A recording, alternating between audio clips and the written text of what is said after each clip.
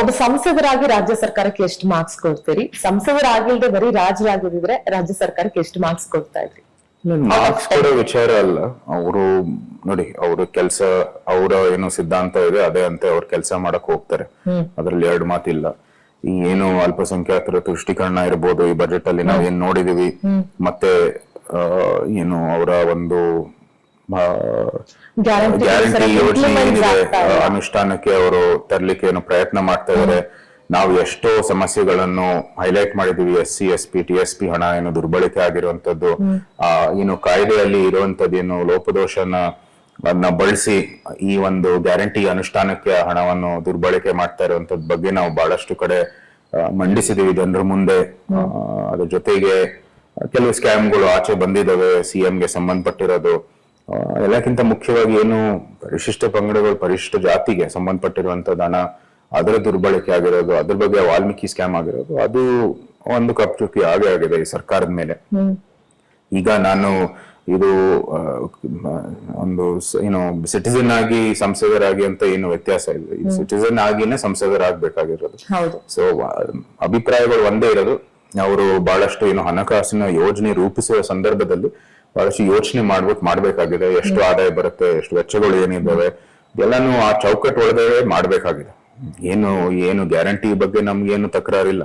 ಉಚಿತವಾಗಿ ಕೊಡೋದ್ರಲ್ಲಿ ಕೊಡಿ, ಏನು ಜನರಿಗೆ ದುಡ್ಡು ಕೊಟ್ಟು ಲಾಭ ಆಗುತ್ತೆ, ಸರಿಯಾಗಿ ಇಂಪ್ಲಿಮೆಂಟ್ ಅಂತಲ್ಲ. ಈಗ ನಿಮ್ಗೆ ಎಷ್ಟು ಆದಾಯ ಬರುತ್ತೆ, ಎಷ್ಟು ಹಣ ಉತ್ಪಾದಿಸ್ತಾ ಇದೀವಿ ರಾಜ್ಯ ಆಗಿ, ಅದರಲ್ಲಿ ಆ ಚೌಕಟ್ಟಿನಲ್ಲಿ ನಾವು ನಮ್ಮ ವೆಚ್ಚಗಳು ಎಷ್ಟಿದಾವೆ, ಅದ್ ಬಿಟ್ಟು ಈ ಗ್ಯಾರಂಟಿಗೋಸ್ಕರ ನಾವು ಎಷ್ಟು ಕೊಡ್ಬೋದು ಅಂತ ಯೋಚನೆ ಮಾಡ್ಬೇಕಾಗಿದೆ.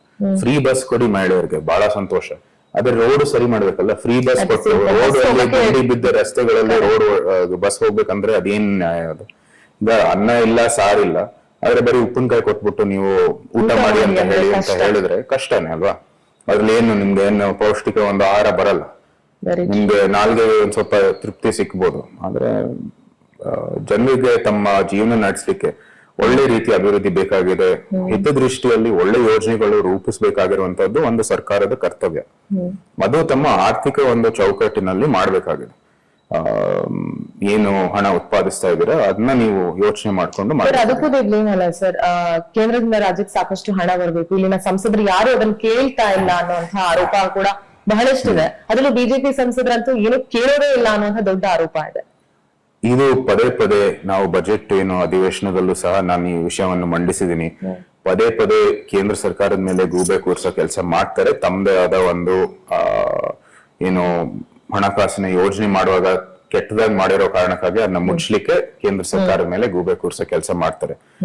ನಿಮ್ಮ ಏನು ಗ್ರಾಂಟ್ ಏನಿದೆ ಅದು UPA ಹಿಂದೆ 10 ವರ್ಷ ಮತ್ತು ನಮ್ಮ ಮೋದಿ ಸರ್ಕಾರದ 10 ವರ್ಷ ನೀವು ಹೋಲಿಕೆ ಮಾಡಿದ್ರೆ ಸುಮಾರು 238% ಅಷ್ಟು ಜಾಸ್ತಿ ಮಾಡಿದ್ವಿ ಗ್ರಾಂಟಿನೇಡ್.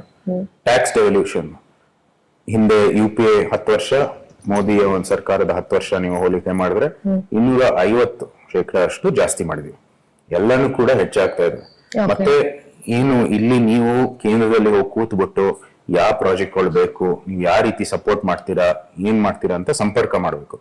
ಈಗ ನಾನು ಹಿಂದೆ ಹೇಳ್ತೀನಿ, ನಮ್ಮ ಮುಂದೆ ಸವಾಲ್ ಇರೋದು ಅದೇ, ಇಲ್ಲೇ ನಾವು ವಿರೋಧ ಪಕ್ಷ, ಅಲ್ಲಿ ನಾವು ಆಡಳಿತ ಪಕ್ಷ. ಅದೇ ರೀತಿ ಅವರು ಸಹ ಯೋಚನೆ ಮಾಡ್ಬಿಟ್ಟು ಅಲ್ಲಿ ಹೋಗ್ಬಿಟ್ಟು ಕೂತ್ಕೊಂಡ್ ಮಾಡ್ಬೇಕು. ನಾನು ಈ ಏರ್ಪೋರ್ಟ್ ವಿಚಾರದಲ್ಲಿ ಮುಖ್ಯಮಂತ್ರಿ ಅವ್ರಿಗೆ ಹೋಗಿ ಭೇಟಿಯಾಗಿ ಇದಾಗ್ಬೇಕು ಅಂತ ಹೇಳಿ, ಆಮೇಲೆ ಅವರು ಕೂಡ ಒಂದು ಮೈಸೂರು ಅಭಿವೃದ್ಧಿ ಒಂದು ಮೀಟಿಂಗ್ ಅನ್ನು ಕಾಲ್ ಮಾಡಿದ್ರು. ಮೀಟಿಂಗ್ ಅಲ್ಲಿ ಎಲ್ಲಾ ಮೈಸೂರಿನ ಸಮಸ್ಯೆ ಎಲ್ಲಾ ಪ್ರತಿನಿಧಿಗಳು ಸೇರಿ ಅದನ್ನ ಬಗೆಹರಿಸಲಿಕ್ಕೆ ಪ್ರಯತ್ನ ಮಾಡಿದ್ರು. ಅದೇನೋ ನಮ್ ಬೇಕಾಗಿರೋ ಔಟ್ಕಮ್ ಆಗಿಲ್ಲ, ಆದ್ರೂ ಸಹ ಚರ್ಚೆ ಆಯ್ತು. ನಮ್ಗೂ ಕೂಡ ಮುಂದೆ ಏನ್ ಕೆಲಸ ಇದೆ ಅಂತ ಬಹಳ ಸ್ಪಷ್ಟವಾಗಿ ಅರ್ಥ ಆಯ್ತು. ಸೊ ಈ ರೀತಿ ಅವರು ಹೋಗ್ಬಿಟ್ಟು ಕೇಂದ್ರದಲ್ಲಿ ಮಾತುಕತೆ ಮಾಡ್ಬೇಕು.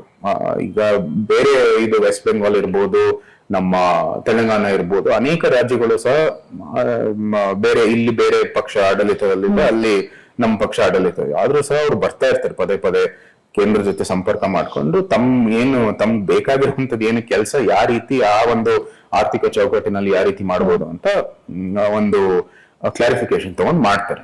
ಇವರು ಸಹ ಅದ್ ಮಾಡ್ಬೇಕು, ಅಗ್ರೆಸಿವ್ ಆಗಿ ಹೋಗಿ ಕೆಲಸವನ್ನು ಮಾಡ್ಬೇಕು.